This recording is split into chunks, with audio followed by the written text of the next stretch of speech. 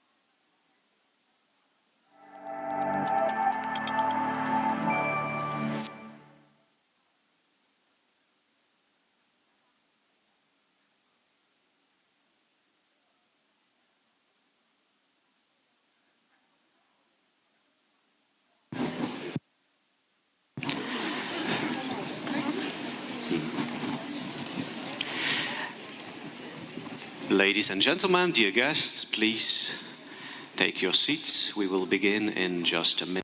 Szanowni Państwo, zajmijmy miejsce, zaczniemy już za moment.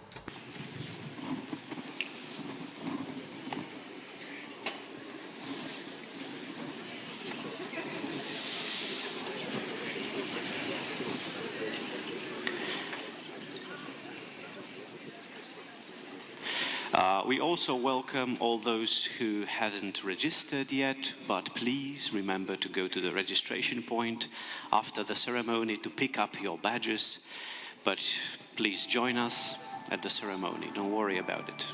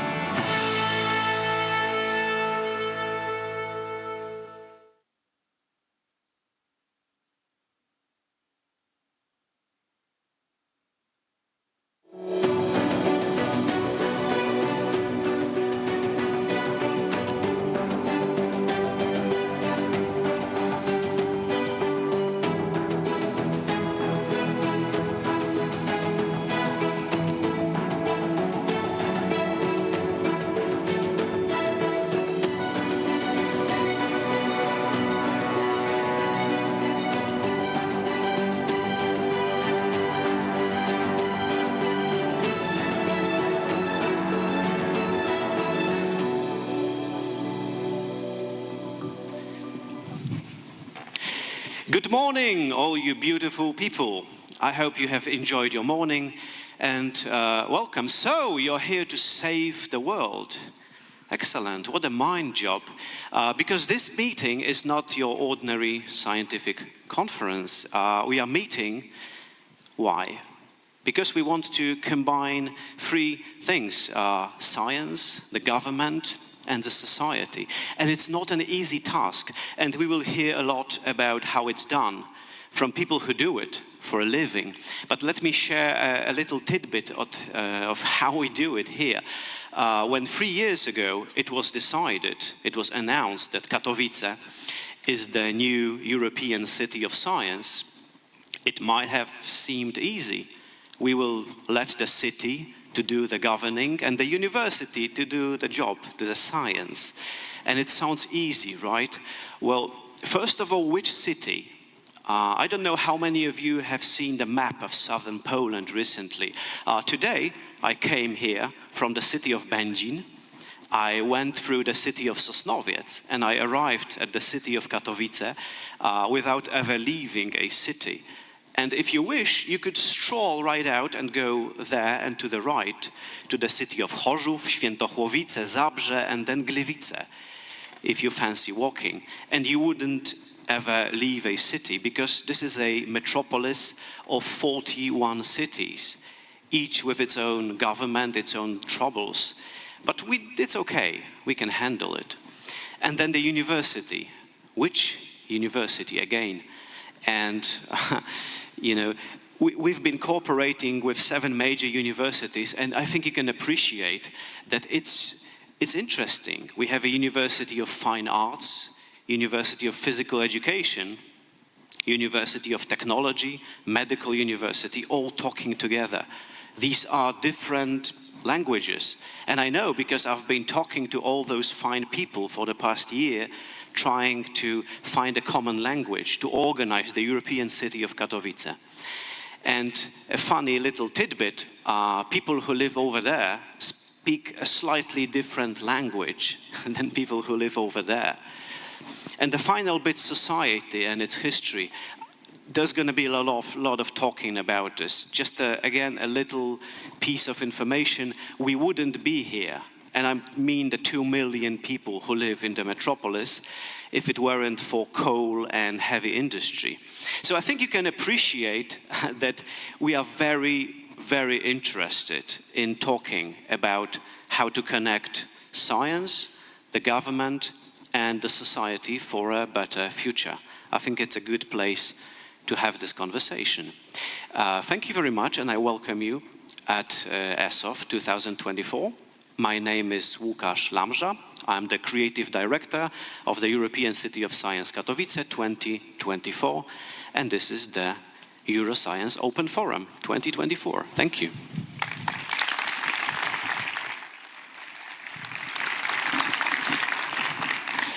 And please join me on stage, Mayor of the City of Katowice, Dr. Marcin Krupa.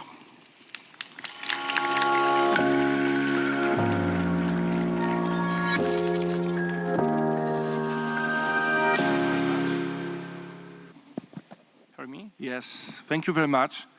Ladies and gentlemen, dear guests, it's a great honor to welcome you on the 11th edition of the EuroScience Open Forum.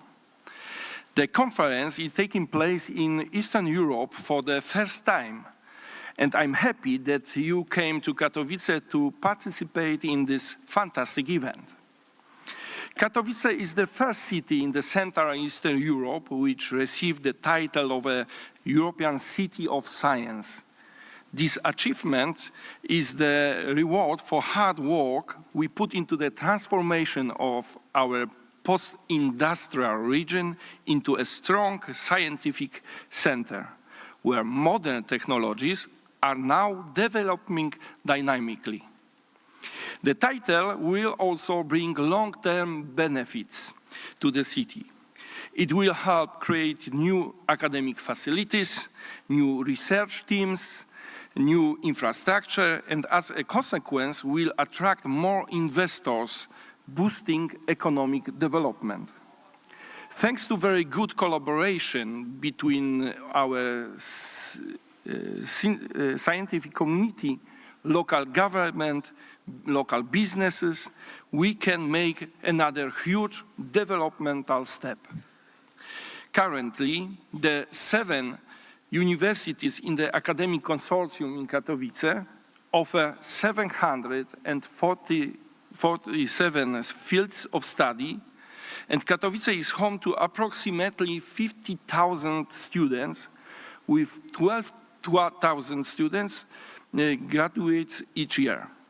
I'm sure that the forum as a platform for exchange of knowledge and experience will produce new ideas and will bring Katowice recognition in the world. As the motto of Katowice Science say, that science is our future. I wish you fruitful discussion. Thank you very much.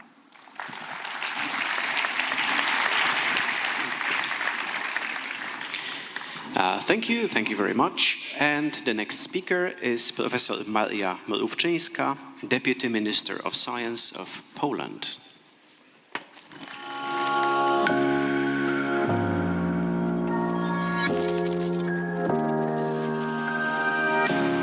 Szanowni Państwo, bardzo...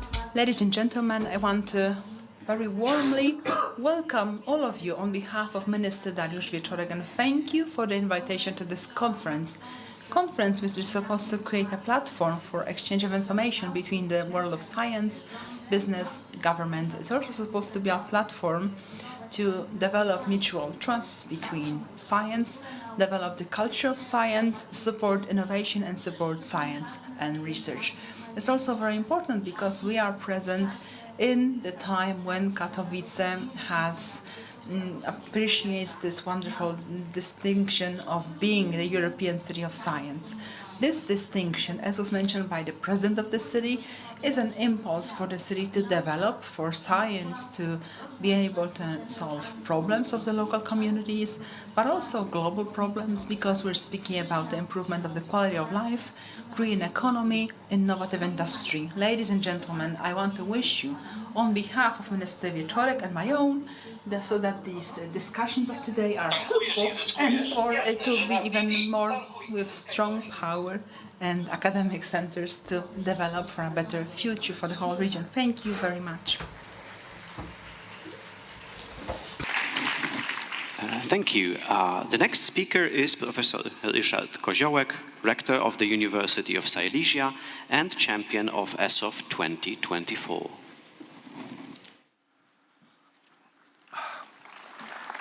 Good morning, ladies and gentlemen. There is no life without transformation.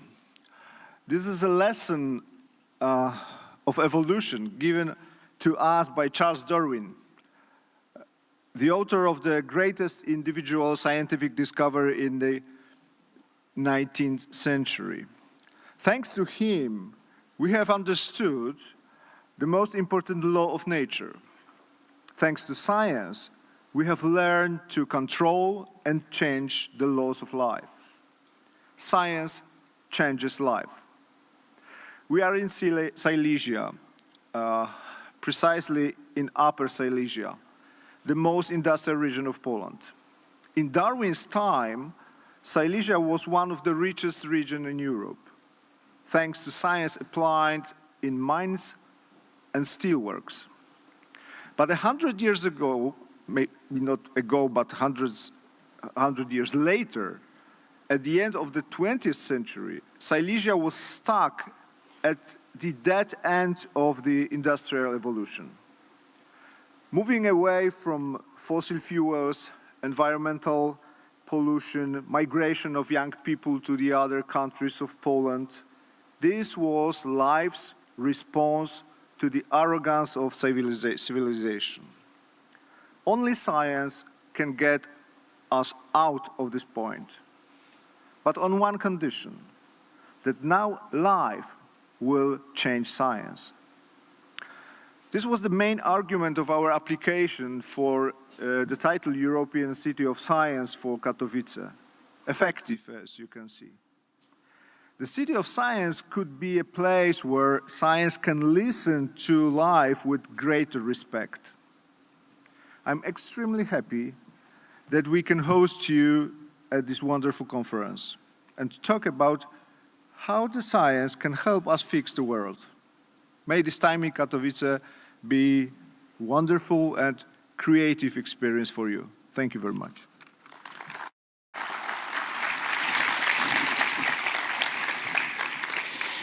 Thank you very much. And please join me on the stage, Mr. Manuel Aleixo, Head of Unit A2, ERA Spreading Excellence and Research Careers at the European Commission. Good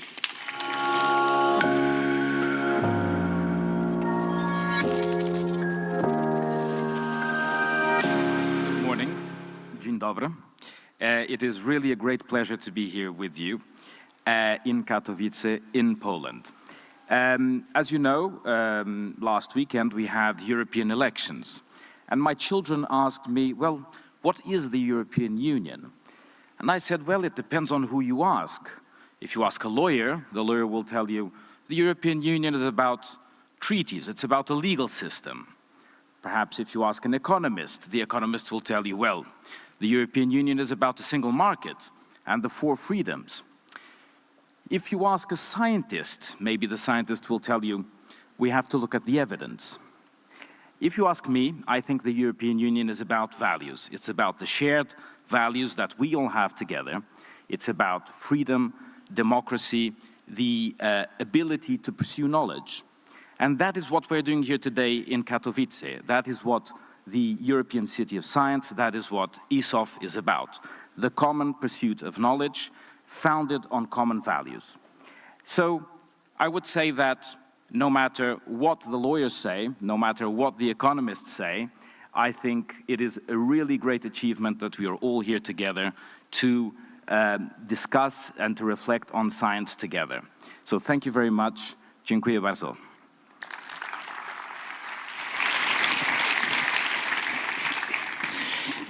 Thank you. And the next speaker is Mr. Marek Wójcik, the voivode of the Silesian voivodeship.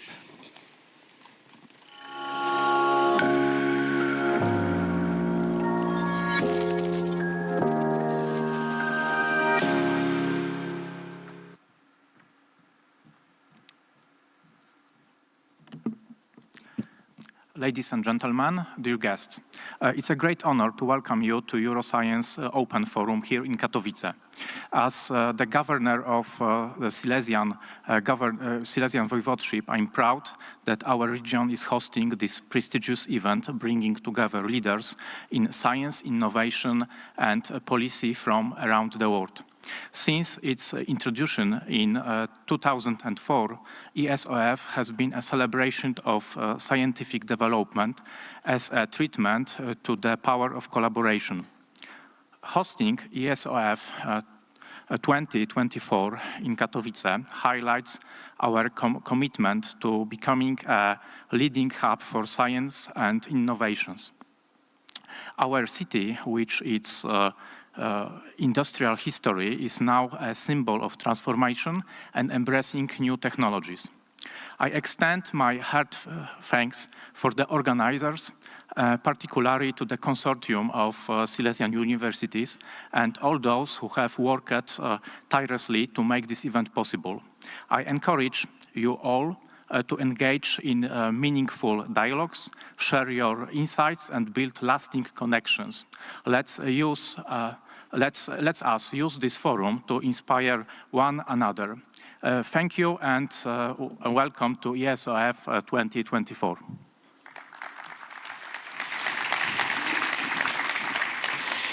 Thank you very much. The next speaker is Mr. Kazimierz Karolczak, Chair of the Management Board of Metropolis GZM.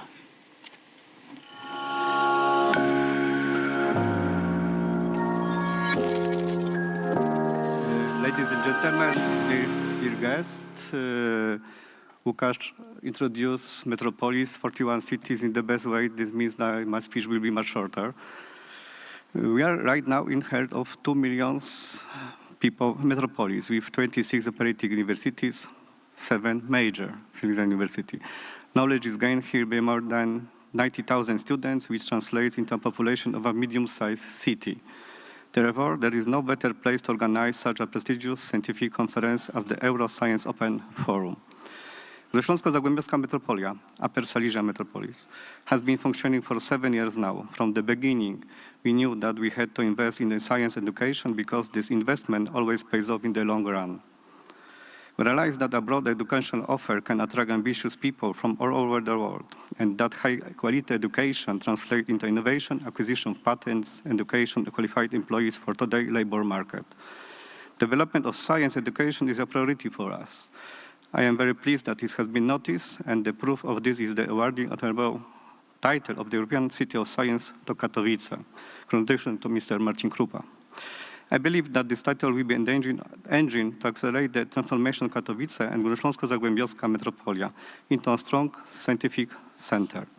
Thank you for your presence today. I wish your participation in this conference will become a source of much inspiration and an incentive to stay us with a longer period of time. Thank you very much.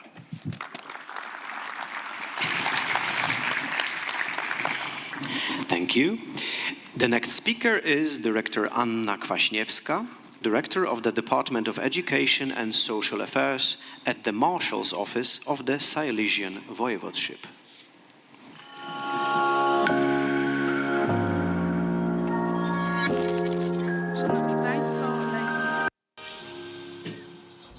Ladies and gentlemen, on behalf of the Marshal of the Silesian Voivodeship, Mr. Długa, I would like to welcome you here in Katowice.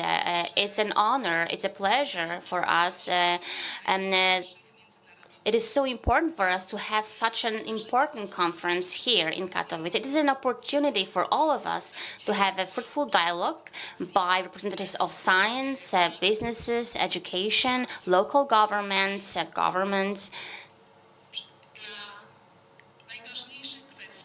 regarding most important issues that we are dealing with during the transition period. We are moving away from industry, heavy industry at this point, I mean mining specifically, which for many years has been an engine and driving force for the development of our voivodeship. So we are moving now toward innovative economy, together with the participation of ecology, of citizens, and by using what is generated by science. Thanks to all that, actually, we are starting to move towards new technologies, new branches of industry.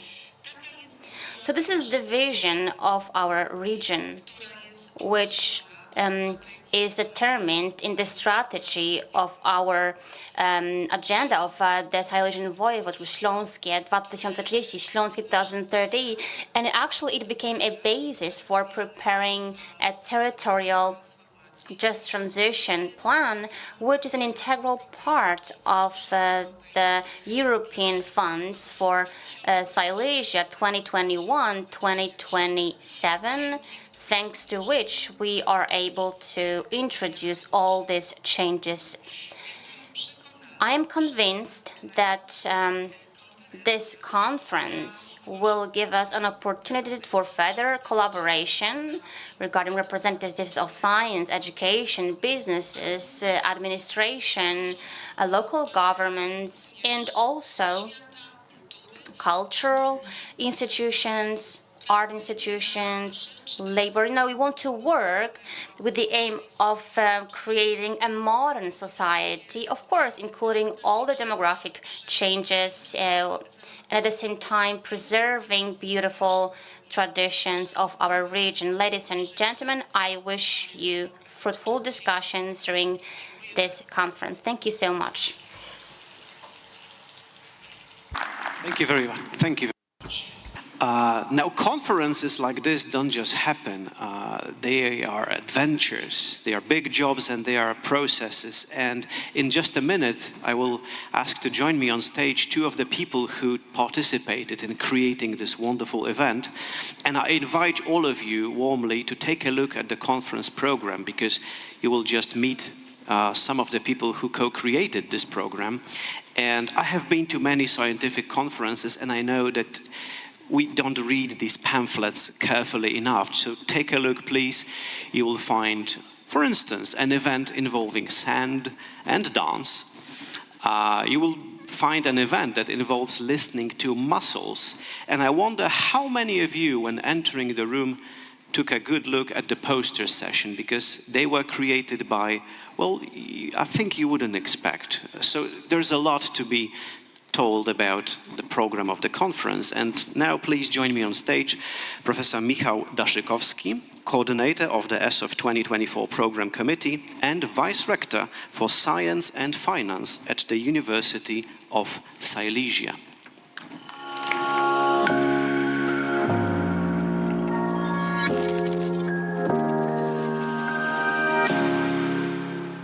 Dear friends of science, this is a very special moment, so I decided to put my words on a paper.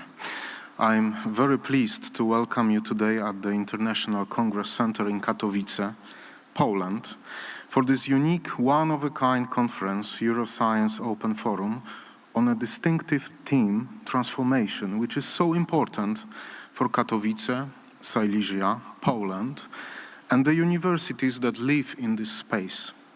Today I feel that we are witnessing something very significant, which began in the European City of Science Katowice 2024, and now it is materializing during this conference, a discussion about transformation moderated by experts and scientists. I have no doubt in my mind that the transformation of Silesia is the greatest change ever announced, affecting many different facets of our lives. Therefore, the Conference Program Committee has taken on the ambitious task of addressing all these diverse aspects within the conference format. Whether we have succeeded is for you to judge.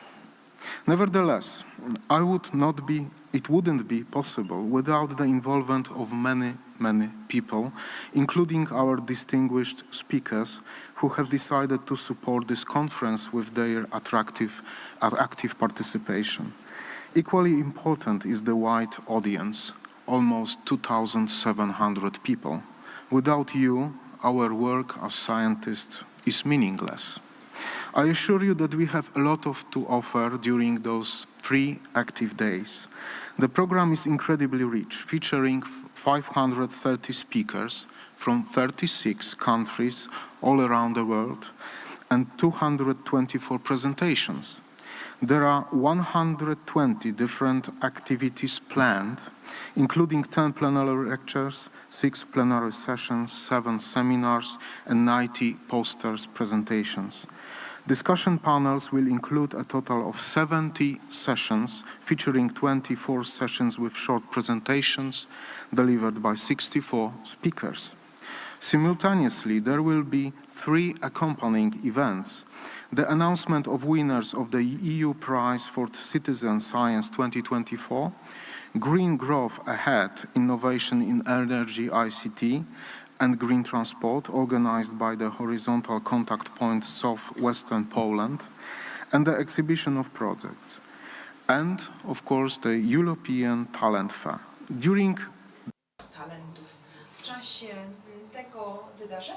We'll hear from 77 speakers, and we will offer 11 workshops and 5 seminars. At ESOF and the Talent Fair alone, we will host over 2,700 participants, and it's still counting.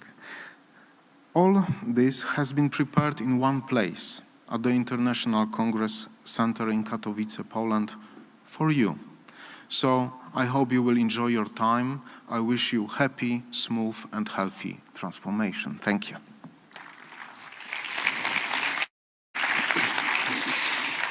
Thank you. And please join me on stage, Professor Marek Pawełczyk, coordinator of the ESOF 2024 Program Committee and Vice Rector for Science and Development at the Silesian University of Technology.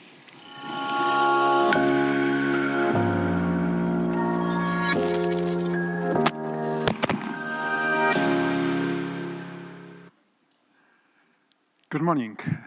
Thank you very much for coming for this very special event.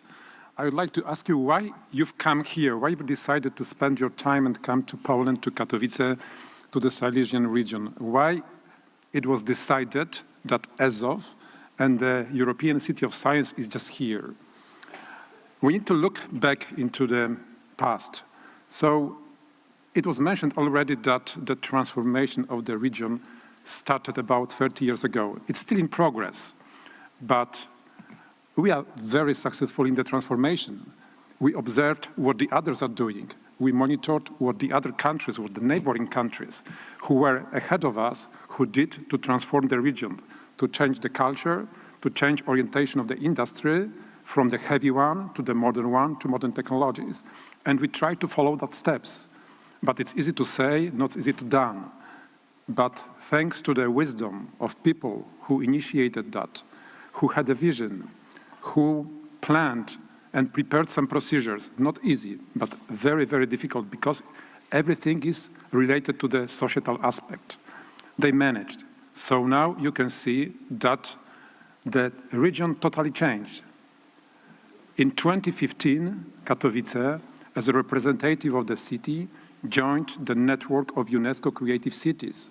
So it's not only the City of Science, it's just the City of Science due to just transformation, but before it was City of Music, City of Culture, and a very, very good example of successful transformation. The transformation would not be possible without involvement of the scientific part of the region. That's why many universities located here. And first of all, the 7 academic universities who are very, very complementary, who are very collaborating very closely. They decided to support the city. And only for this, the transformation can be successful.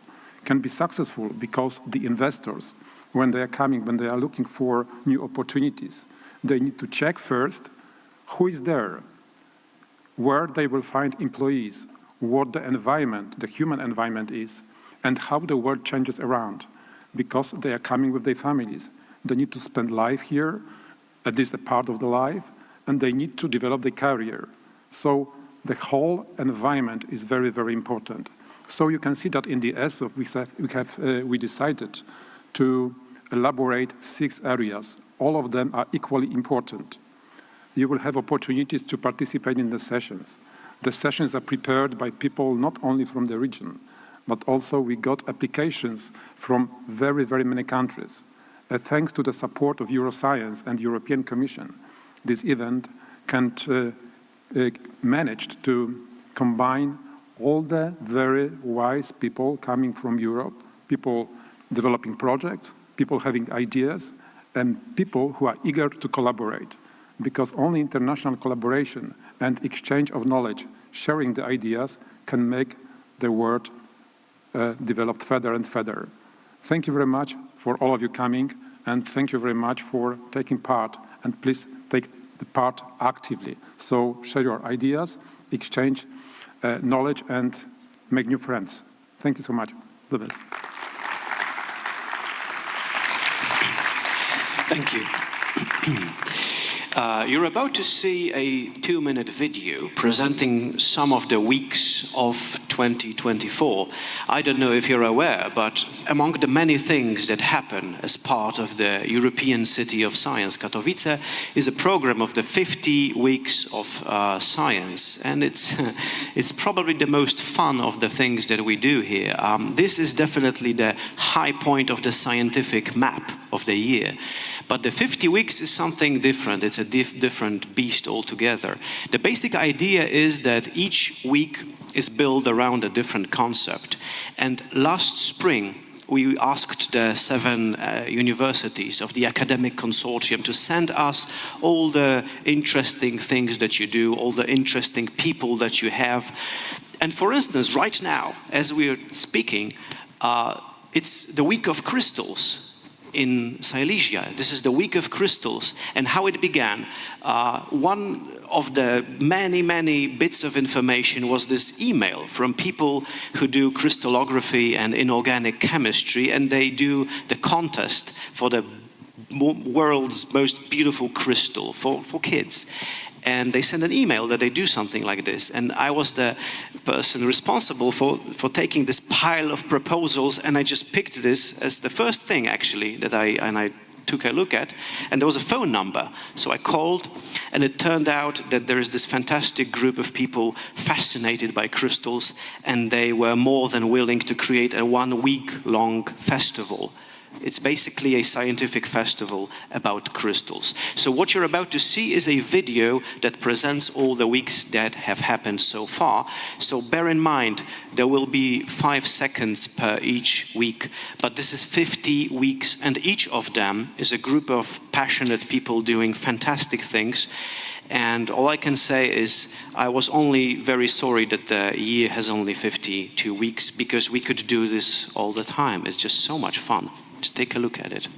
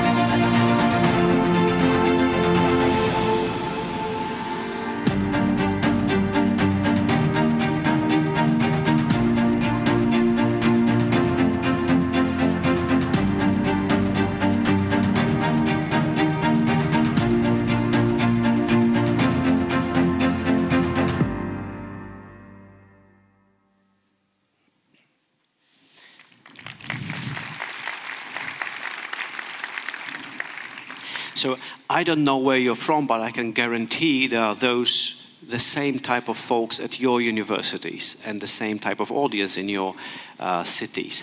Now, the next part of the opening ceremony is a panel, as a discussion panel. How can science transform cities and regions? And behind my back is a process of the creation of a panel.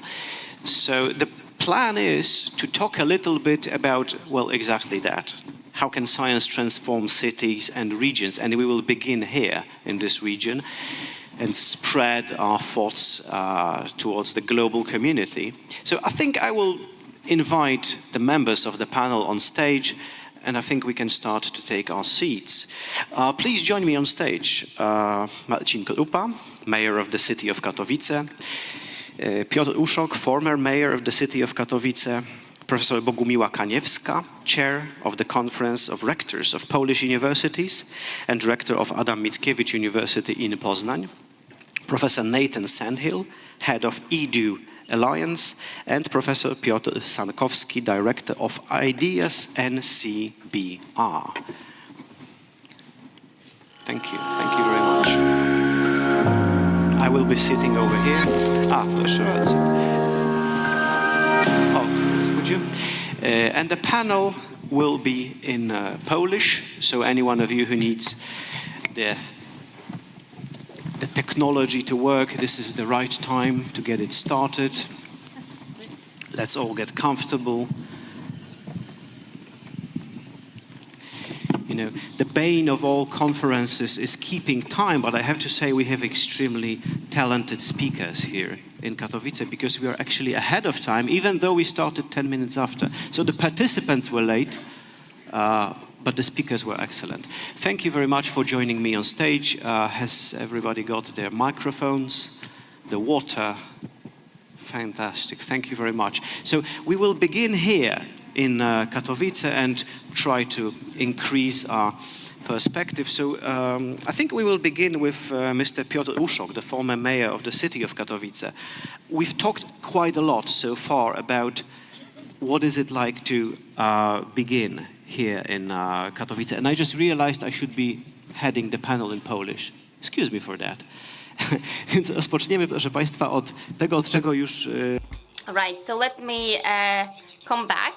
We were talking about the situation here in Katowice at the beginning of Katowice. How is it, from your perspective, a person, how, you know, going out of the box in terms of a governing city, you know, looking forward into the future? Yes, ladies and gentlemen, we have to go back 26 years ago, 1998, a huge restructuring of the industry, closing mines and steel facilities, and that's when actually I became a mayor of Katowice city, the place we are now.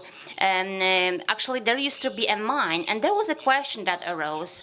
Where to go, what direction to take, you know, what the idea was. And then I had an idea, we had an idea to invest in science and education. Obviously, this idea was not accepted by everyone at first. Some people would be like, wow, how come you want to invest in science, education? But what was important actually was consistent, persistent activity. For my 16 years of age of activity, actually, I think it changed the city into a different region. We have a cultural zone, and the city was really engaged in the development of higher university, you know, education facilities, universities.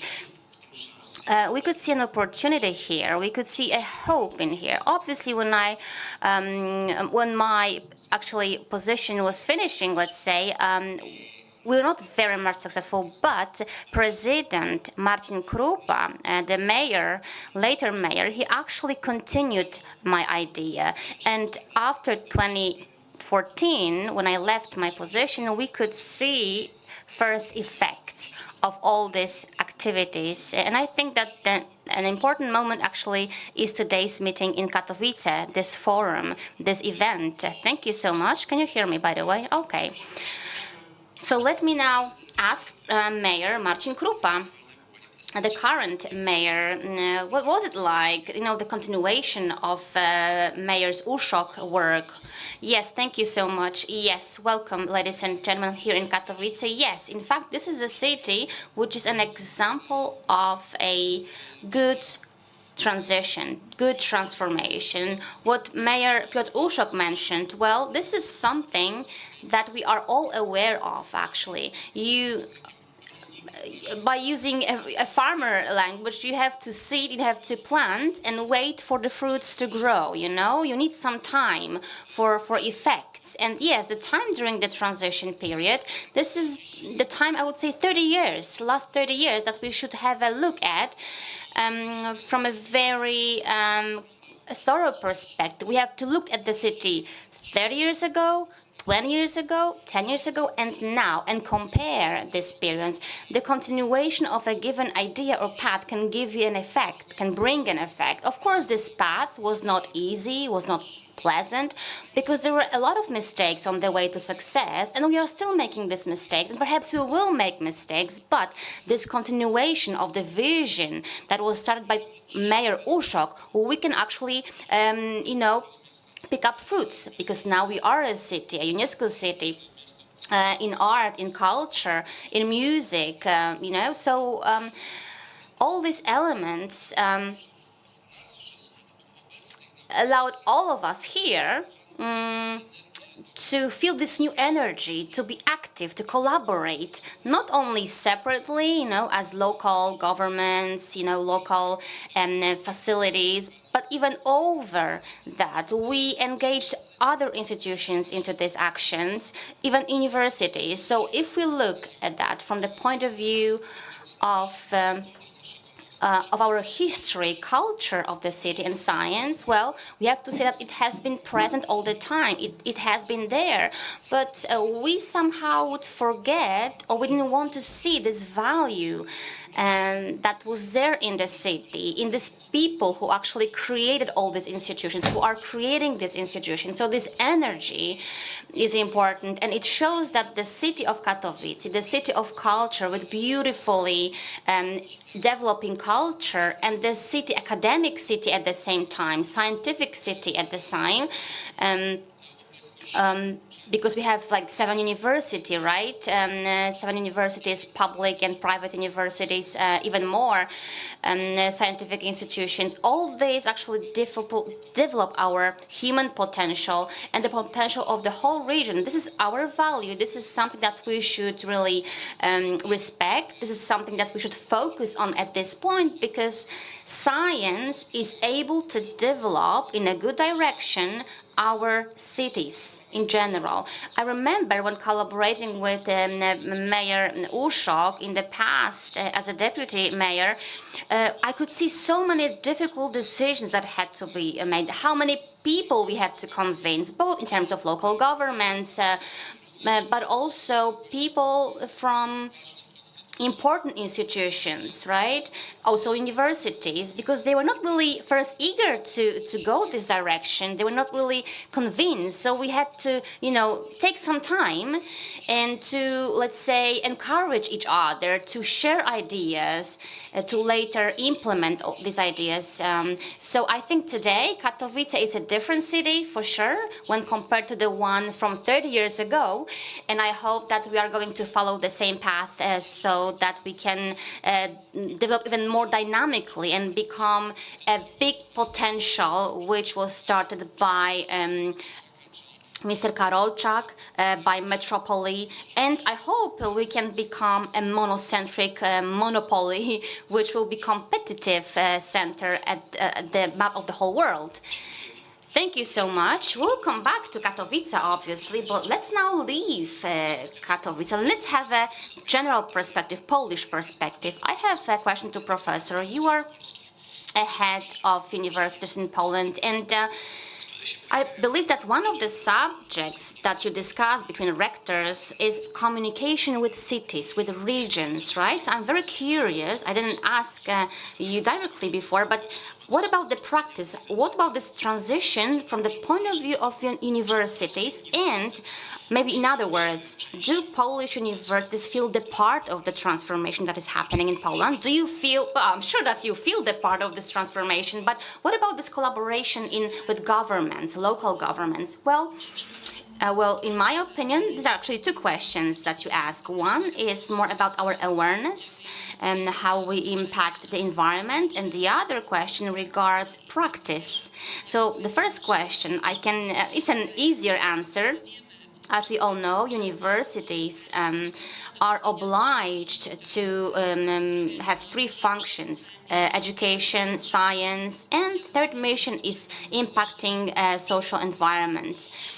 And I'm concerned with literature. My interest is about actually literature by science. So probably there are people who remember the term that was introduced by a Poznań science, a fictitious field of reference. It regards a situation where we have a hero in a book, for example, yes, a hero in a book. Ziomek actually used the word Judym, the name Judym. So you don't have to explain to the reader that Tomasz Judym was born, that he had a father and a mother, that he would grow up, because everything happened in this fictitious field of reference. So the same is with universities. A university create an environment around it. These are scientists, these are doctoral students, these are foreign students that come here for an exchange. So in this way, Of course, science is important because technology will change our social life. We could feel that during the COVID-19 pandemic, when at the end of the match of Iga Świątek, everyone would wait, when are we going to have a COVID-19 vaccination? That was a moment when science actually became really important, right, and entered our lives. But universities entered our lives by shaping the social environment. I come from Poznań city, the most academic city in Poland when it comes to demographic issues, because we have 100,000 students. There are 100,000 students per 500,000 of citizens. So the number is the highest all over Poland.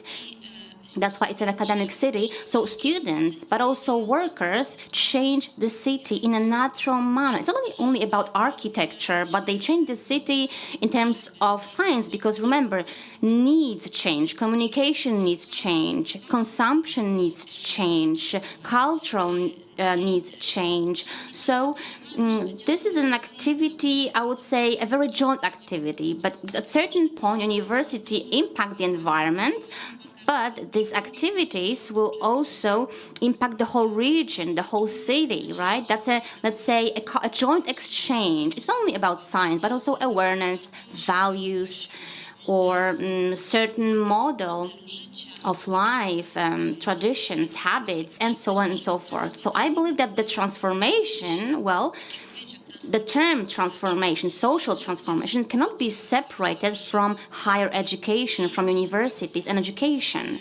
It is all interrelated. And I could enlist more areas, actually. So please note that this radiation, because universities radiate, you can observe all this not only among students, young generation, because we also have a long life learning, right? Like third generation universities, colorful universities, those for kids, science festivals, all these events, educational events, impacts the structure of the city, economy, but also it impacts society, citizens of the city and the region. And I think this is one of the most important mission of universities. Thank you so much. Let me come back to our mayors once again. If I remember correctly, there was a number that you mentioned, that we have 50,000 students in Katowice, as far as I remember correctly. Can you feel that we have 50,000 students here in the city? Well, yes, you can. Yes, you can feel it, obviously, but the specificity of our university is still a little bit, I would say, it's somehow going backwards to the past from the previous political system in Poland. What I mean is that for our higher education, for our Katowice University, we built academic houses, student houses outside of the city, not to control the students, to somehow limit their freedom and the freedom of speech. That was in the previous political system. You didn't want them to have this freedom in the city centers. And we can feel it still, because the dorms are still outside of the city. They are there. But our goal is a project that has been growing for many years. And I hope that it will grow, it will become mature, because we have new financial possibilities to finance such projects. We want to build dorms here in the city centers. And Mayor Uszok actually contributed to this project as well. And in collaboration with universities, we are trying to arrange locations to build dorms for our students, dormitories. So at this point, we are at the last stage of implementing this project, and to really organize and move students from outside the city to the city center, because we want them to give the city a new form of life. We want the city to be lively. We want to see young people in the city centers, in the streets. That's a huge value, and that's what we want to change. And we are aware of this value. So I think we are on a good way to that. 50,000 students, that's correct. These are real data, yes. When looking from the perspective of the whole region, we have even higher numbers of students. And Mr.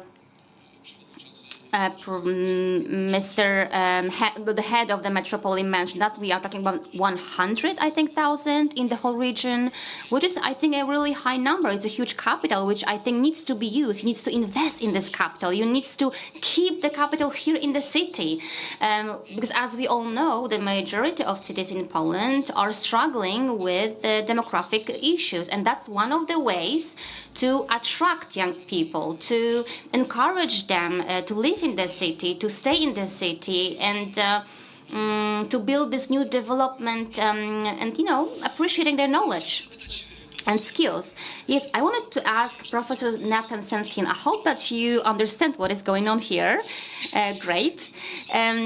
Professor, you took part in the creation of educational center in your place, in your country, and we know that this is a region of superpower in the whole world, great power. So I'm just thinking, do you have any observations regarding not maybe creating science at your location, but the transformation of your place, transformation of cities, of regions? Do you also feel the presence of science there? Thank you very much. Thank you, Lucas. It's wonderful to see this. And I moved from US to United Arab Emirates 34 years ago when it was a desert. There was hardly anything. It was a new country. And if I just show you two photos of Dubai and Abu Dhabi that time and today, you will understand what science and technology has done. But what I have observed in the last 3 decades in the UAE, the government is much more keen than universities. I went to help establish just the second university in the whole country. The country itself was only 20 years old. Today, there are 110 universities, just in 30 years. It's just incredible. 2 examples of how government is actually way ahead of universities. 2 days back, Dubai government announced that they are appointing 21 chief artificial intelligence officers in all their departments and ministries. They are to lead the transformation of AI. And the second example is just 5 years back, the first University of Artificial Intelligence was established in Abu Dhabi, just 5 years back. Already in 5 years, it's ranked number 18 in the world in AI and related technology. The whole idea is the government wants to, even though they have oil, wealth, and all that, they know that the future lies in innovation and entrepreneurship. So my challenge with my company is to challenge the universities to be more proactive. 30 years back, the story was different. I'm sure it was the same case in Europe and Poland. The governments were more bureaucratic. They were kind of backing out. The universities have to go in the front. Today, the governments want more. The universities are in their ivory tower. They don't want to move very much into. So some of the things I would suggest is look at the way we design our PhD programs. There's still the old-fashioned model of just looking at one little thing rather than having a broad picture. So there are a lot of entrepreneurial ways that you can design your PhD programs, your master's programs, so that they are actually producing for the society rather than just producing publications and papers. Okay, thank you. I chciałbym zapytać profesora Sankowskiego o... And I want to ask Professor Sankowski about the possible trajectories for the development of science in Poland. Especially I'm thinking now about we have gone from coal, which was a bit unfortunate, but we have developed on it. The Middle East has started its march ahead from oil, but many believe that this formula has limited applicability in time. Oil will stop being attractive in time, some believe. And also, Professor Hilary also mentioned that there's interest in the development of Polish AI. Is it a different path, not requiring this matter, or are we bonded to computational power? Can we become a superpower in AI? What is the situation in your opinion? Yes, I think that this example compared to United Arab Emirates is very important because the understanding of AI It has taken place early, several years ago, the first in the world AI university over there, right? So understanding of the importance of AI, this is something we should replicate, we should follow. What was mentioned, thinking about creating innovations in AI, then has changed strongly in the world. Indeed, the computational power, let's say, it's important. We should not forget about it. But people in the world also are pointing to talent, human talents, that it's the most important element for creating innovations, for creating this technological advantage. And especially now in the US, a new pilot has been announced for measuring the impact of public investment on the economic development, where emphasis is being put on the impact of these employees, human flow, talent flow in economy, and not only, as we mentioned, publications or patents. So we're changing the way we think about how innovation works, how to support them, how to create them. And here I believe this history of this legendary Silicon Valley also confirms that this is of key importance. So talent flow, people flow, unlimited, where people move from universities to Shockley, the Nobel Prize winner, transistor creator, established a company. He was a poor manager. This company collapsed. People turned away from him. 8 engineers who betrayed them are called the traitor. Eight traders in the legend of Silicon Valley abandoned Shockley and started their companies. That's the breakthrough moment when the snowball was formed, and the snowball created the Silicon Valley. So among the 8 of them, we have the creator of Intel, AMD, and also those, we could say, old investment funds, so which now are functioning. So we also have to, in a way, change our way of thinking about creating innovation. Count on people, catalyzing the flow of people from universities to industry, also to public institutions. So indeed, think through how universities work. Unfortunately, the later on stages of career in Poland, as in doctoral studies, frequently we educate people for ourselves. So universities educate doctoral students to become scientific workers. I know what I'm saying may be a bit controversial, but yeah, that's to some degree how it is. We should reverse this. We should educate scientists in order to go away from universities and work. That's these processes in Poland are just a small fraction of those who abandon universities and establish companies, businesses, and transfer innovation to business, to industry. In economies standing at a different level, like Silicon Valley or, for example, Germany, France, this percentage of scientists leaving their universities is 90%. In our case, it's maybe just several dozen. It's just a fraction of this process in our case. So I think we should change this way of thinking and indeed catalyze. Indeed, if we do it well, then we'll see huge impact of the science on shaping innovation, creating entrepreneurship.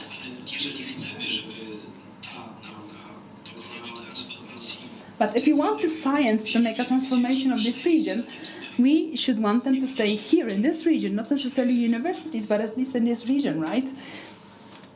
And I would like to say, relating to what was mentioned by Professor, what Mr. President mentioned also, well, this phenomenon that the Professor mentioned that we call the, let's say, educating scientists for ourselves, it's related to the fact that we don't have in Poland, really, we don't have, first of all, a mobility habit, and also we have relatively small percentage of international people compared to Western countries. This is something which we should work on, because when the president mentioned that university is also attracting people, students who will stay here in this region, and we have demographic problems, right? Of course, I agree with you, President, but universities then draw these people from other regions, and the other regions then are empty. So it's important that these people, for educating, which we have in our case, to be open for people, for talented people also from other countries. And not only from Western countries, actually I would say even to the opposite, because let's notice that this is the direction that the talented people are arriving to these countries where they can gain, we would say, good education. And at the moment we're talking a lot among rectors about, also in ministries, about making the environment more international.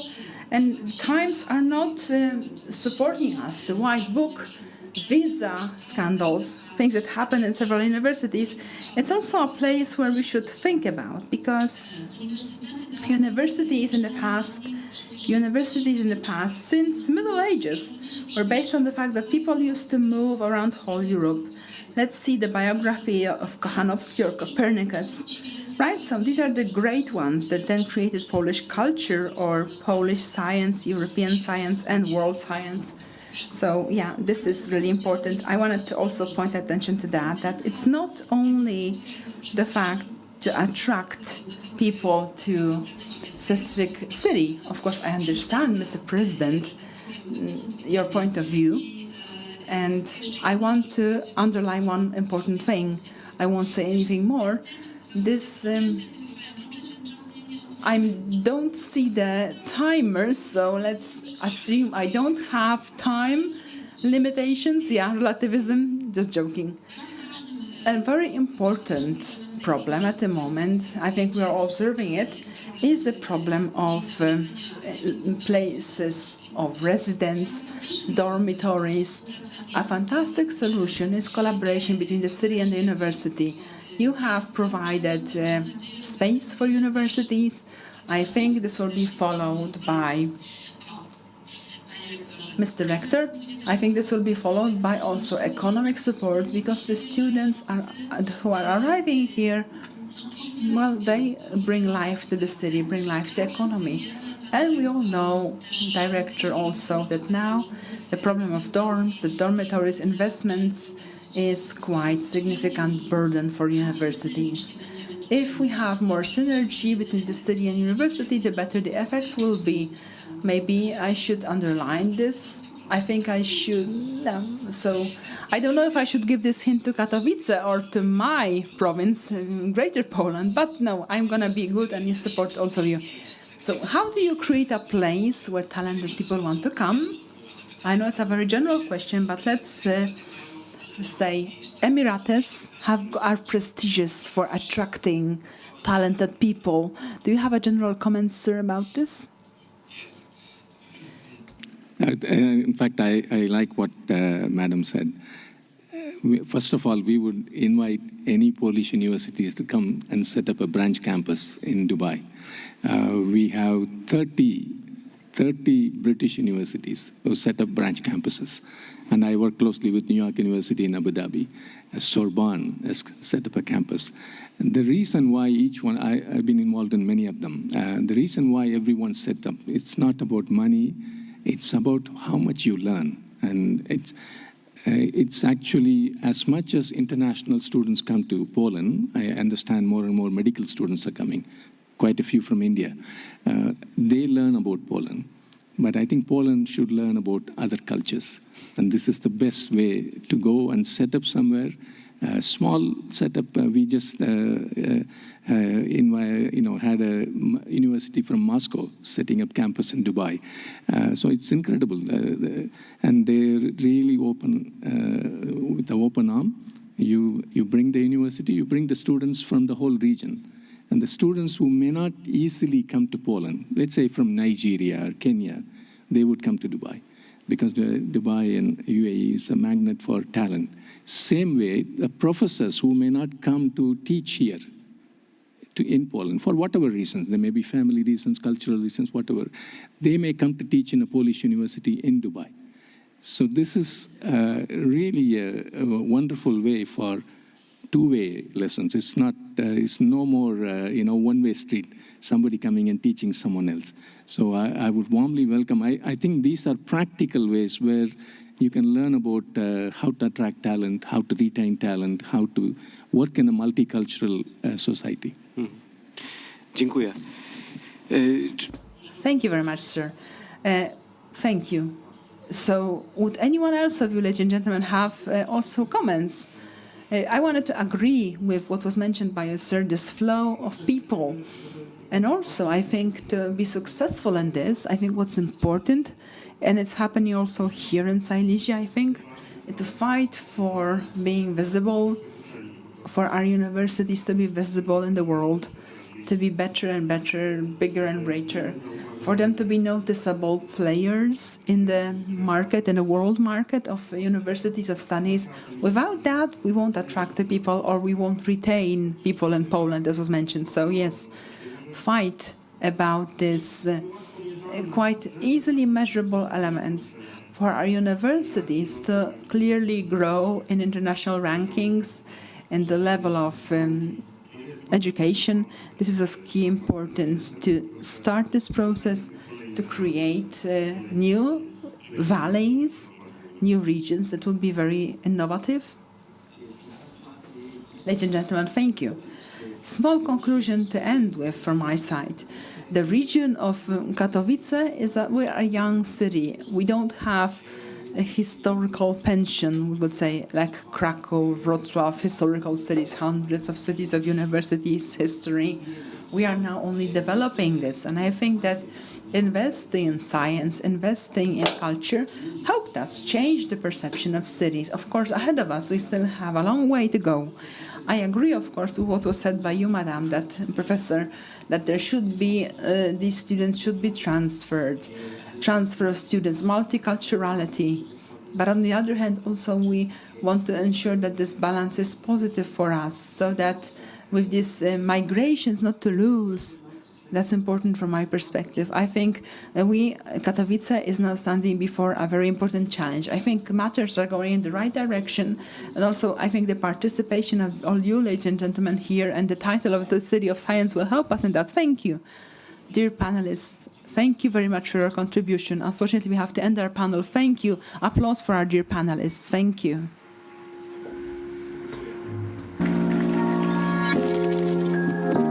Dziękuję serdecznie.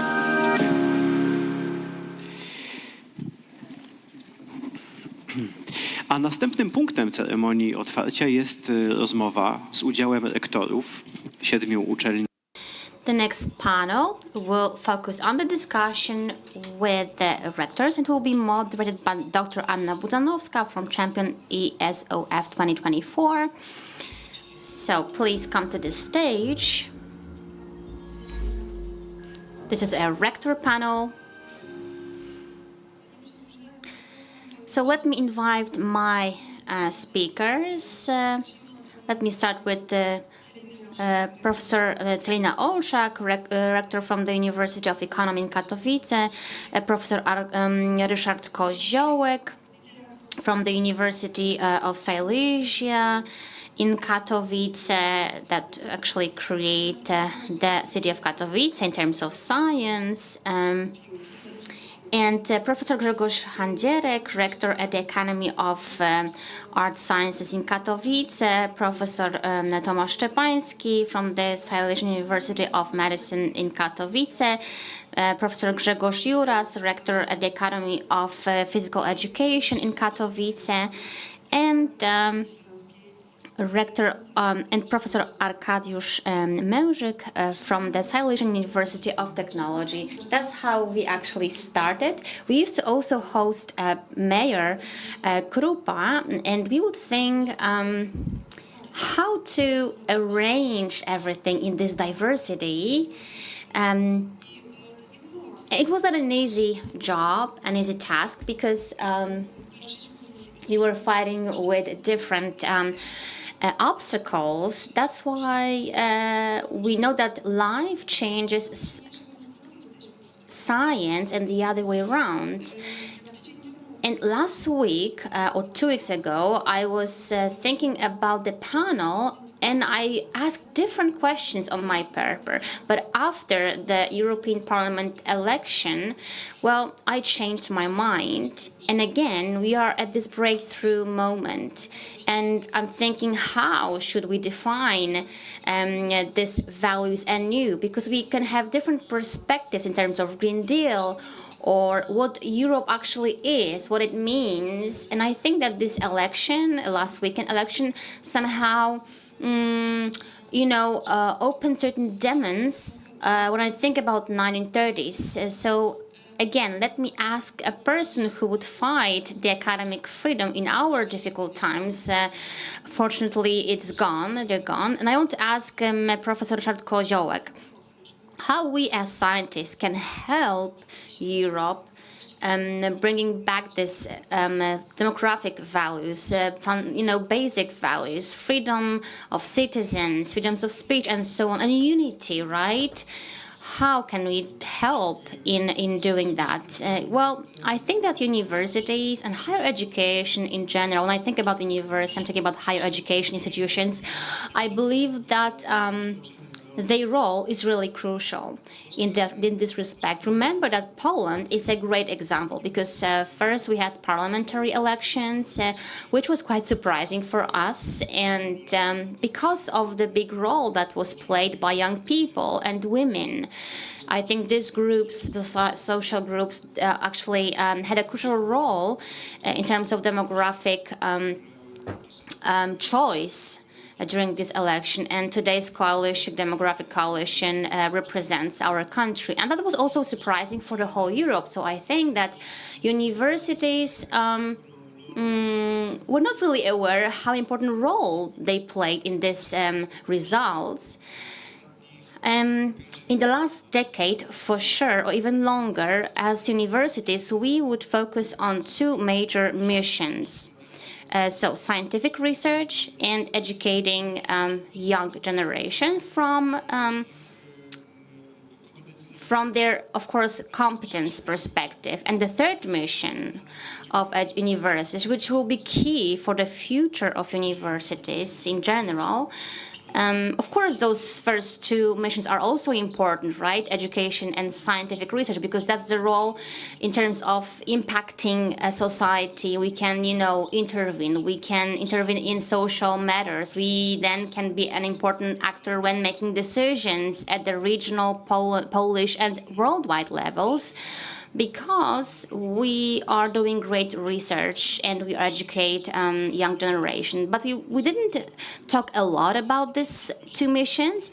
What we noted is that our graduate students, our students made political decisions that resulted from their world that they came from. So this the role of universities, educational role, was reflected in this election, actually.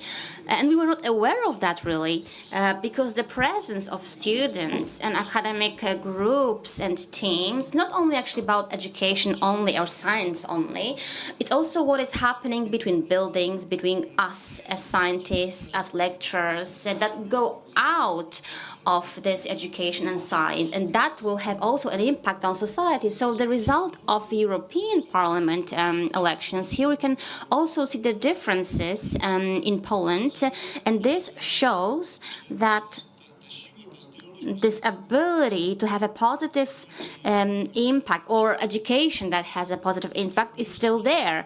So we can see this positive impact of education and science on our also decisions during elections. And I think it's worth continuing that and using this.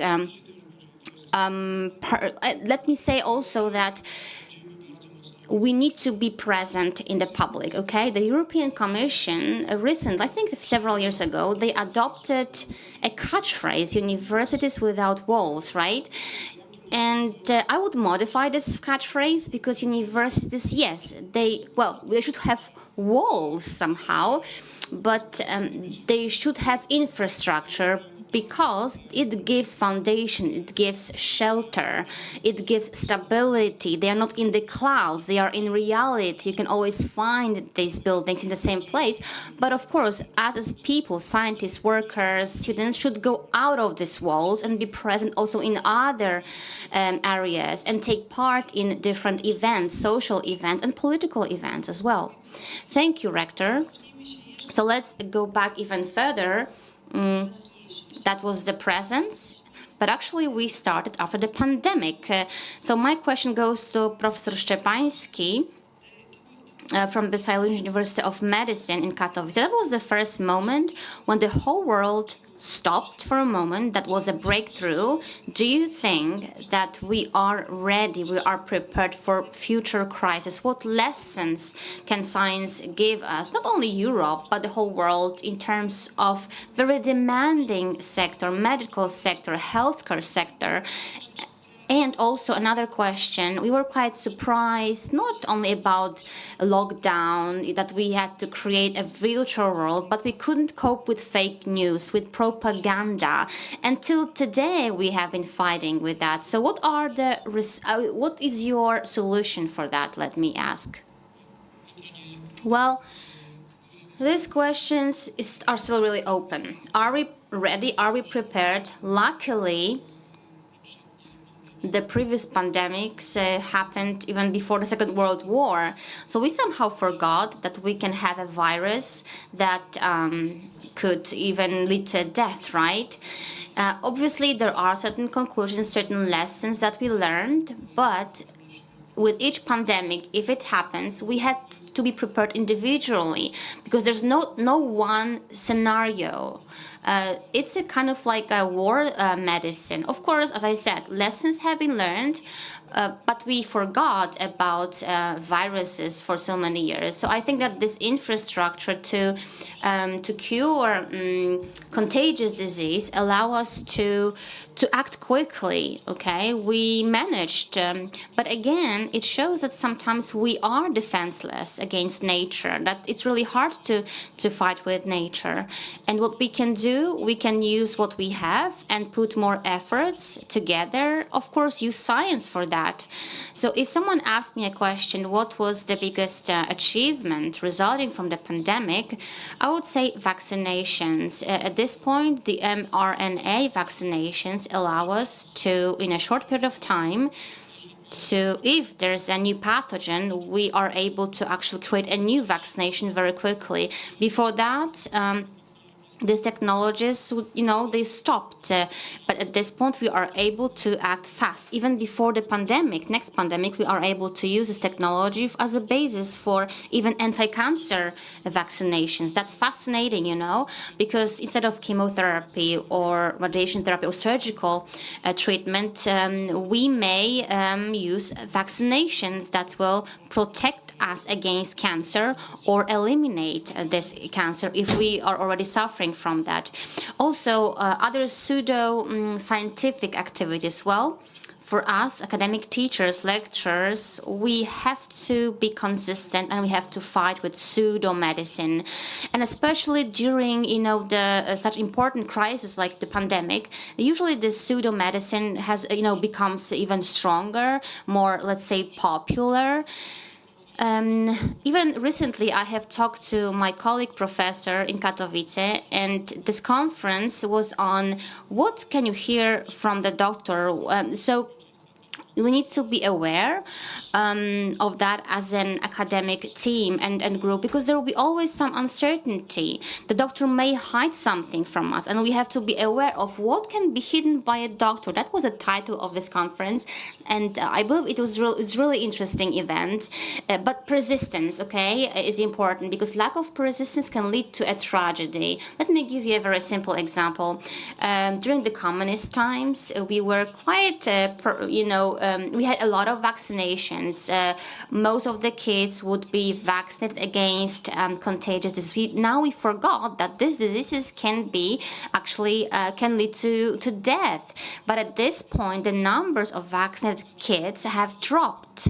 We can see measles that we have not seen for many years, and measles has become common again. And because of certain heart complications during the measles, actually kids can die. That's why you have to talk about it out loud. And the media has a specific role in that. They have to promote these values based on science, based on experience, evidence-based medicine, because then the pseudo-medicine will not survive. If they don't do that, they will be happily acting and, and promoting their ideas.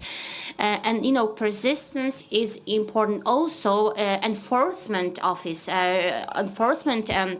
services should also fight with pseudo-medical doctors, let's say, in converted commas. But we are still away from winning. We need to fight all the time. Yes, I think it's about the responsibility of media that gives public information, right? They spread information, and without this regulation model, it will be really hard for scientists to spread knowledge. They need support from the social media, from the media side, and I think this is a big role on their part, and they should be responsible for what they actually spread, what kind of information they spread.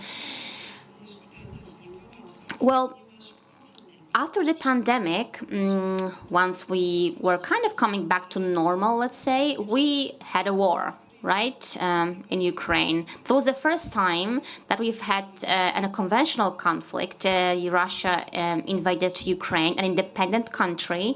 That happened the first time after the Second World War. And our Polish society reacted with solidarity. And these were simple people, local governments, academics, and entrepreneurs. The government, I wouldn't say they were so much engaged. So the question goes to Professor Grzegorz Juras, director of the smallest, actually, university in the consortium, which is the physical activity university. So what was the lesson that we gave to the whole Europe? Well, thank you for this question. I think everyone that is here, we can feel the problem of war, as you can see it as something that is changing us. I don't think there is any person here in the room that can remember the last Second World War. This is not the Third World War yet, but it's sort of like an element. For me, as a lifelong student, let me answer, in a different way. Well, our motto is to say that life changes science. It is true. However, I would say it would be more correct to say that science will changes lives. That's what I would say. And I think in this case, it works both ways, because the war will change lives, but also science as a consequence. Let me give you two examples that were quite spontaneous for our engagement as a university. The first situation was, I think the war started on Thursday, and Friday the European World Cup finished among juniors. And the Ukrainian staff, athletes were nowhere to come back. They were where to come back. Some of them stayed for half a year, some of them for over a year. So together with local governments, that were actually the fencing team. That was a fencing team, fencing athletes. So together with our, scientists, with our workers, we started some spontaneous activity. We would collect jackets. We would collect sleeping beds. Our students would use their own cars and go and deliver them, to Ukraine. At this stage, we are almost at the end of our project. During the war, we have been, working on certain physiotherapy programs that we want to support as much as we can. So the question is what we have done already, and I want to change this actually and say what we will be able to do, actually. Not what we have done, but what we will be able to do, because we still want to work, we still want to act, we still want to be there and help them. Thank you. Well, just going through the history, when we were thinking about how to arrange this year, well, we had a revolution, Industry 4.0, right? Revolution. In the meantime, there's also rebellion of AI. So the question goes to Celina Olszak from the University of Economy, who has been collaborating with entrepreneurs, with businesses, and you are supporting graduates, students. You have to adjust very quickly, right, in terms of major of your university, adjust them to the changes in the reality. What about you? What do you think? What will the future labor market, what will it look like because of the dynamics, because of the changes that are happening? What are the expectations of future generations in terms of labor market and businesses? Thank you so much for the question. Welcome, ladies and gentlemen. Well, I need to say that I cannot rely. I have to say a few words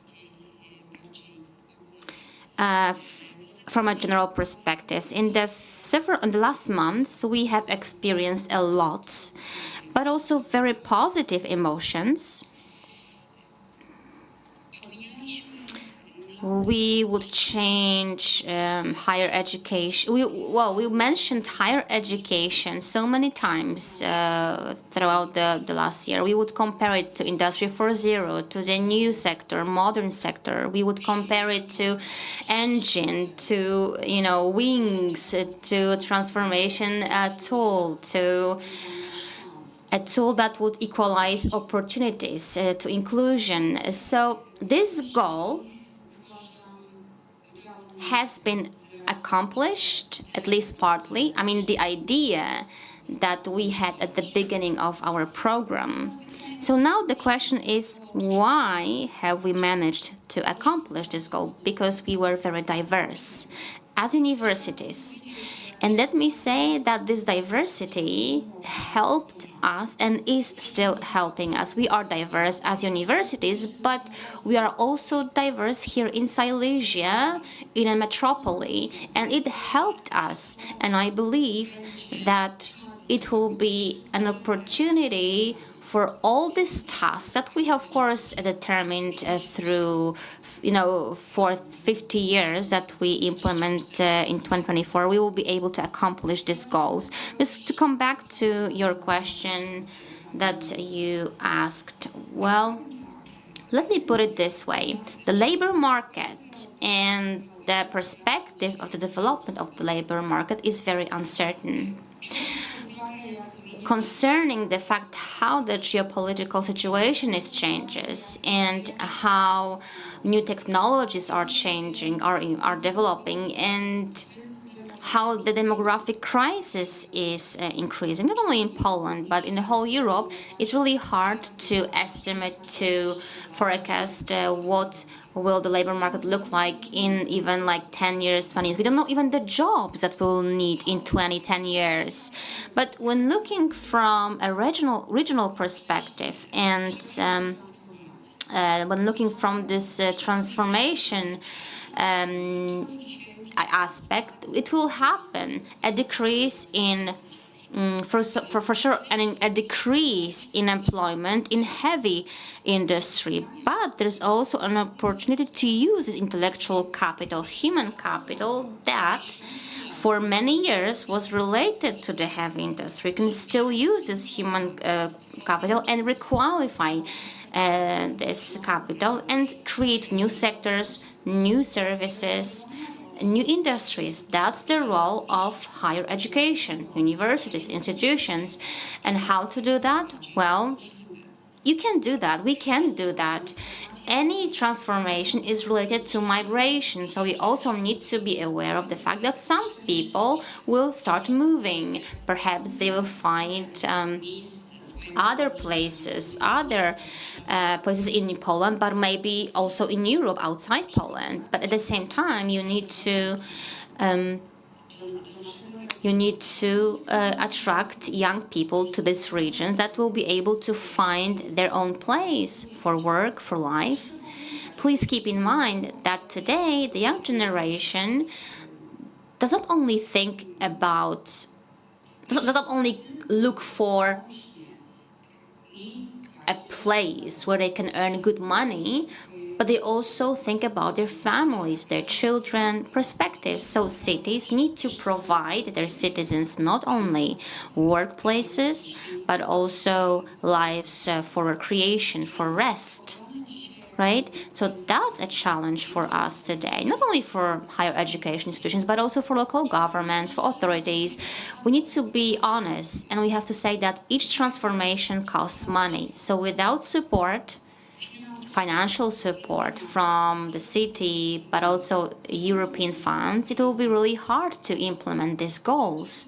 Yes, let me also ask, these revolutions that you can observe, these changes that we can observe in the labor market, they support females. Do they actually? Or is it hard for us as females to find ourselves in the labor market? Well, I believe that in Europe, in the whole world, in Poland, a lot has been done in terms of programs that show that we really want to equalize opportunities between genders, and we want to include women in the social lives, economic lives. So a lot has been done in that respect. Recently, I've had a pleasure to participate in a short conference. Europe is, or means, a women. Well, Europe is a woman. Yeah, that's what it was called. And I agree with that title. No, Europe is a woman because Europe developed thanks to women, among others. Perhaps they were a little bit like aside, but their wisdom, their intellect allowed Europe and Poland to become one of the most wonderful places on the planet to live in. So, of course, there's still much to be done for females to believe in their wisdom, in their energy, power, and together with the opposite gender, we are able to accomplish important goals and challenges. Yes, so let me, nobody likes change. So I was thinking, this question goes to Mr. Grzegorz Handerek. What about art? How to, accept change through art? Because you are a great university and you are a place, the heart of Polish economy, industry. What is your recipe? What is your definition for that? Well, I have been underlining that from the very beginning. I'm very happy and I appreciate that as two artistic universities, we can be part of this consensus, this program, because we talk about science, but here, 2/7 of this group actually are two artistic, universities. I'm very happy about that we represent the culture and art. I think without us, this group wouldn't be full. So in the context of science and development, the value that is provided by art and culture can create a full picture. Here in Silesia, it is really important when thinking about progress, development, and we've heard a lot about development today. We are here in this group. Let me give you a metaphor, a Silesian metaphor of artists, creators, traditional of the previous heavy industry. We are somehow birds in the mine. We are a system of early alarm, thanks to our sensitivity, oversensitivity, because as you know, these specific birds, which is the canaries, they were used in mines to recognize, to smell methane and other dangerous gases, yes? That's how I perceive the role of creators. When we think about let's say today, for example, we can see a reverse. So we can see, when thinking about motivations of science, when we see science in the context of economy, we are here to talk about these issues, and we are sort of like canaries. We change the ways we impact. Well, you mentioned universities that needs to be treated as a sort of like a metaphor, not like you talk about walls. We don't want to treat walls as a separation, isolation, but as a something physical, right? Something that we can come back to. That's how we treat ourselves. So we have to change our mentality and perceive art as something different, as canary. Yes, let me remind everyone. I want to say that we are in a city of music by UNESCO. So how to promote, regarding this diversity, how to promote such heritage, which is not obvious for everyone who come here. It's not an easy task to do, right? Yes, thank you so much. Promować trochę, będę kontynuował ten wątek, który kolega rektor Grzegorz przed chwilą powiedział, ale chciałem też... I'm going to continue what my colleague mentioned, but I wanted to refer to some statements that were mentioned earlier. President Uszok said that he undertook a very risky attempt when the transformations were taking place, and the attempt, culture and music was always present in this region, but adding greater emphasis to these elements of our social life was extremely important and extremely successful. That was a good decision. After all these years, we can say that this brought good results, also in reference to the musical academy which I represent, because music in this region has been present since always. It was present in homes. Mothers used to sing during household works. Fathers played the violins, played trumpets in orchestras, and church people used to sing in choirs and bands. The place we have just nearby here, the cultural zone in Katowice, is also very symbolic for me, because on the one hand, we left the shaft, as a remnant of the mine, but also on the other hand we have the temple of music, you could say, so the National Symphonic Orchestra of the Polish radio building. This symbolizes the hard work of the region, but also the love for festivity, for music. And I think this hill here we are at is very symbolic in this context. How to promote our achievements? We realize that artistic universities are somehow laboratories where something is being created, somehow in some way only created to the shelf, somehow isolated from the community, but maybe in 100 years somebody will find the pieces in this shelf and perform the musical pieces. Here I wanted to mention what Madam Rector mentioned, the third function of a university, which often in our lives is somehow ignored, even though it of course results from statutory obligation, the social function. Social function in our case, social function of music. So our university for many years is trying to be a university that is open. I mean, all our events, all our concerts are open to the public. It's a huge value for us, because it turns out that these over 150 concerts that the university is organizing during the year, we always have a full audience, full of people. It's not only about spectacular concerts, but also various recitals, violin, organs, piano, various presentations in the scope of music therapy or rhythm studies. Our promotion is based on the fact that we are open. We present the effects of our actions, of our artistic search to the society, but also we notice how strong we are bonded with this environment, with the society, because common presence of the inhabitants of the city of Katowice in our events confirms that it's the right way for openness to be one of those basic elements of functioning, but also of promotion of the university.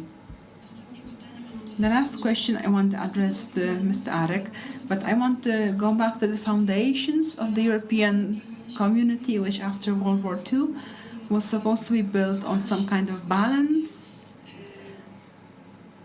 I would say understanding memorandum between main powers in terms of first coal and steel memorandums, Euratom, which will be a challenge for us during the presidency we have starting from 1st of January, how to read our past. Because Europe has to answer questions referring to competitiveness. So not only plan peace conditions, but also take part in this economical competition, these technological advantages, especially we are here in Silesia are pioneers in developing industrial hubs. And Europe clearly indicates that this will be DigTech, it will be industrial sustainable, and that it will be AI revolution, which somehow will push us to being competitive. But our experiences show that there are some traps there, that it's tricky. What kind of lesson Silesia may give, what message we can give to whole Europe from our experiences? What have we learned? Thank you very much. Interesting question. So, ladies and gentlemen, first of all, I want to relate to what was mentioned by the previous speakers and the previous panels, because many important matters have been raised here. And also, I would like to warn us against creating universal solutions, because we're not able to create universal solutions. The American model, often we recall the Silicon Valley, it's a completely different economic, legal system. American universities have no legal regulations, that's purely market system, a system for developing quality based on competition. Universities are funded from non-public funds thanks to appropriate provisions of the tax law and the possibility to provide a part of your tax for education, somehow investment. We should have a system approach to all these problems and change the system to fit our local conditions. For many years, Silesia was based on incomers from outside, the 70s, the 80s. Development of mining resulted in the inflow of people from the north of our country, from the east. Many big agglomerations were formed, like Jastrzębie-Zdrój, 100,000 citizens, which was formerly a small health resort, mainly thanks to the people arriving from other areas of the country. Also, we were observing transformation processes, transition processes, and I think the basic lesson we should draw from this is that we cannot focus on one aspect. It's impossible to just change the region in a single point way, let's say developing a strong economy, and if there's money we build more. No, it has to be all implemented, developed at the same time, coherently. People are looking for a good place to work, good earnings, but above all, a place where there is high quality of life, great education, and such a place also cannot be created without visionaries, as was mentioned, of the authorities of Katowice, which conducted a very modern transition, recognizable in the whole world, thanks to having support in universities, not just technological universities.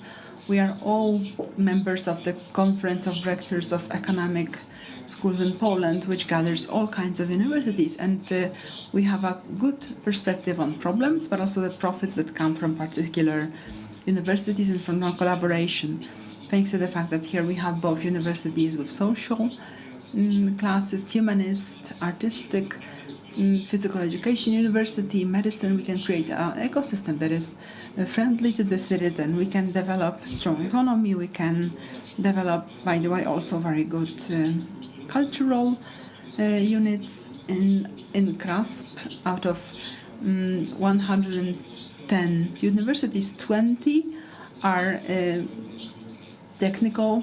We have 20 artistic also universities, so it's a huge potential in our whole country. Looking at the systems that we take example from, Western universities, big universities, multidimensional, combining technical, humanist perspective, because this gives us a broader perspective on the world, not just focusing on single effects. Such a world was created here for the consortium of the European City of Science, creating collaboration between all the types of universities that function in our country, and using also our potential inter alia for 50 in the 50 thematic weeks, because each of these weeks is organized by 7 universities. The coordinator comes from one university, but this is a different perspective on the same problem, and showing that this science is not a single discipline phenomenon. It's an area just very broad, impacting these disciplines we were able to introduce because we could not describe the world in a different way holistically, so we needed disciplines. Now we have our tools, we have also conditions, and that's the way we should go. So good collaboration between universities independently of the type of activities, didactic or let's say scientific, using synergy effects, having many interdisciplinary disciplines for research and high quality of education. Rector Koziołek mentioned the hypothesis, so that in Silesia, for a teacher to earn more than an IT specialist, but the IT specialist has to earn more to educate the teachers. That's good direction. We observed this as part of the Perfection Initiative. 10 universities got additional funding, 10% increase of funds, but for the implementation of a given strategy of university based on developing human capital. These resources have been marked and they can be used only for that purpose. We see how in these 10 universities there's a development of scientific research, development of education, development of international collaboration, because a very important element is internationalization. It was mentioned here already, but we did not yet mention European universities. It's a fantastic place for comparison of our experiences. We, as the University of Technology, create a consortium of European universities, which is focused on the 12th objective of sustainable development, so responsible consumption and production. So this is what we need to transform the region. This consortium is created by universities from regions such as ours, from Austria, Germany, Spain, Belgium, Romania, and Austria, so we can share the experiences both in the international arena and also in the internal arena here among universities. Thank you. So the message for Europe is to create instruments, financial instruments, and also legislative framework instruments for us to be networking, to have more funds for collaboration internationally. Thank you so much, rectors, for this fantastic panel. I want to thank everyone, and I think this is a good moment to thank also all of you, ladies and gentlemen, because we have here rectors, but behind the rector team, behind the president of Katowice, there are fantastic teams of people without whom this fantastic conference and the whole European City of Science could not take place. I, on behalf of the rectors and the president of the city, want to thank everyone. Thank you.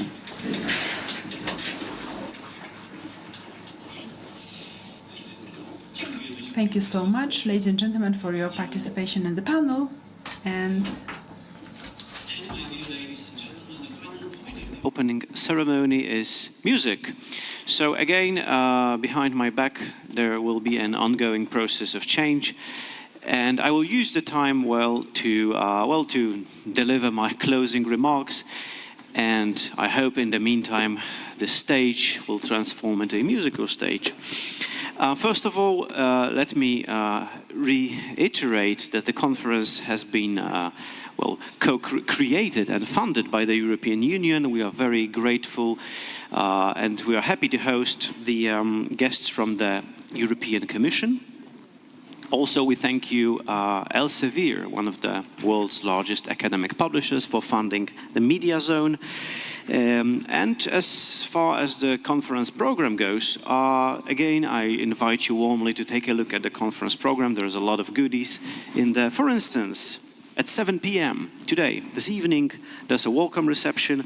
I was told that it's here. I don't know how exactly this will be here, but I guess in the auditorium. And, well, there's going to be a show with sand and dance. The first time I read it, I thought it's song and dance, but no, it's sand and dance, and this will be a sand story about the European city, Science Katowice. To be honest, I don't know what it is, and I'm kind of anxious to see it. How can you tell the story in sand? all I heard about before was dancing about architecture. But we are breaking all rules. European Talent Fair, again, another thing you might be interested in taking a look at. I mentioned that the posters, when you enter the room, are not written by who you might expect. Yeah, these are young scientists, sometimes in the age of my kids, so I have to push them stronger because they are, they are far behind their peers who already publish the posters on conferences. Networking Day on Saturday, the 15th Networking Day. This is the place where you can visit the universities. You've met all the great people from these universities, then you can visit them. All right, it seems we have a guitar, we have a lot of cables and some blinking lights, so it seems we're just about ready.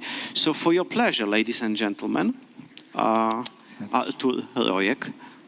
the musician, singer-songwriter, creator of Myslowic, creator of OFF Festival, one of Poland's most interesting and creative festivals this year in Katowice, 2nd to 4th August. Can I now leave the stage and let the music begin?